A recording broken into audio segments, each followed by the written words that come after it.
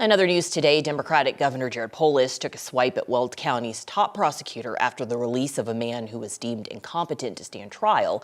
The fact that man was facing several charges, including attempted murder.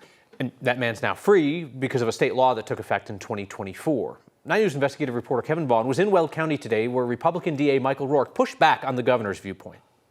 The release earlier this week of Ephraim Debisa is the latest case like this to spark outrage. Today, the prosecutor, who has sought criminal charges against him multiple times, said state law gave authorities no choice but to dismiss these charges and set the man free. In the last 6 weeks, 3 different judges dismissed a total of 6 cases against Ephraim Debisa, cases where the allegations ranged from theft and harassment to felony menacing and attempted second-degree murder. The move came under a state law that requires the dismissal of charges when defendants are not competent to proceed, and doctors conclude that treatment won't change that.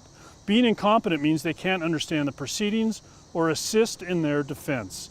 That got the attention of Elon Musk, who decried the move, and Governor Jared Polis, who criticized Weld County officials. This afternoon, District Attorney Michael Rourke hit back at Governor Polis, noting that enacting the measure took Polis's signature. He also said that state law does not allow authorities to keep someone locked up in a case like this.